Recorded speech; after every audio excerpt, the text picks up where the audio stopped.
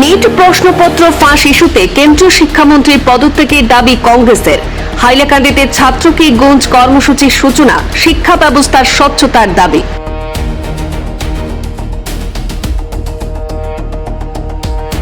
হাইলাকান্দি জেলা কংগ্রেস কার্যালয়ে আয়োজিত এক সাংবাদিক সম্মেলনে দাবি তুলেন আসাম প্রদেশ কংগ্রেস কমিটির ডক্টর সেলের সম্পাদক ডক্টর অমিত কালওয়ার। একই অনুষ্ঠানে জেলার ছাত্র কি গুঞ্জ কর্মসূচিরও আনুষ্ঠানিক সূচনা করা হয়।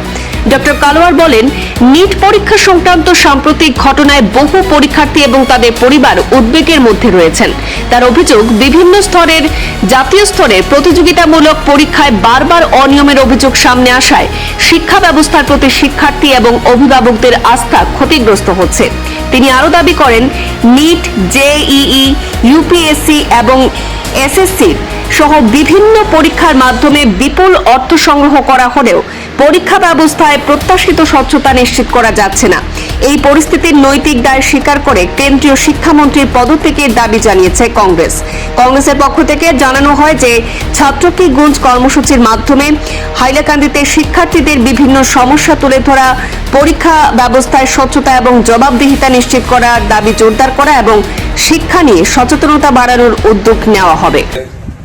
মাননীয় leader of opposition Shri Rahul Gandhiji এটা স্টার্ট করেছেন এই দেশ জুড়ে, সাথে আমাদের আসামও এটাতে পিছ করে নয়। আমাদের এপিসিসির প্রেসিডেন্ট মাননীয় শ্রী গৌরব গগৈজির নির্দেশে আজকে আমি এখানে এসেছি হাইলাকান্দি ডিস্ট্রিক্ট কংগ্রেস অফিসে। আজকে আমরা একটা প্রেস বার্তার জড়িয়ে আমরা হাইলাকান্দির যারা সচেতন নাগরিক আছে, তার সাথে আমাদের যারা স্টুডেন্ট ভাই, যারা বোন ভাই যারা আছেন, ওদেরকে আমরা এখানে জাগরুক করতে এসেছি যে আজকে যে আমাদের যেটা শিক্ষা ব্যবস্থা, আমাদের দেশে যে শিক্ষা ব্যবস্থা এটা আইসিইউতে চলে গেছে। আপনারা জানেন একটা প্রোগ্রাম চলছে দেশ জুড়ে, ছাত্র কি গুঞ্জ।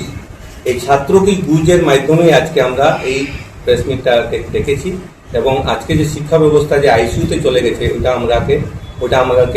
যাতে আমরা এটাকে রিভাইভ করতে পারি, এটার জন্য আমরা যারা সম্মানিত যারা জনতা আছে আজকে হাইলাকান্দি হোক, বরাঞ্চলি হোক, সবাইকে এগিয়ে আসার জন্য আমরা আহ্বান জানাচ্ছি।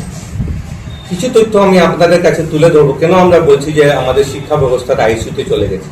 ইতিমধ্যে আপনারা দেখেছেন যে নিট যেটা এক্সাম, ন্যাশনাল এলিজিবিলিটি এবং এন্ট্রান্স টেস্ট যেটা হয়েছে এর মধ্যে, এটার মধ্যে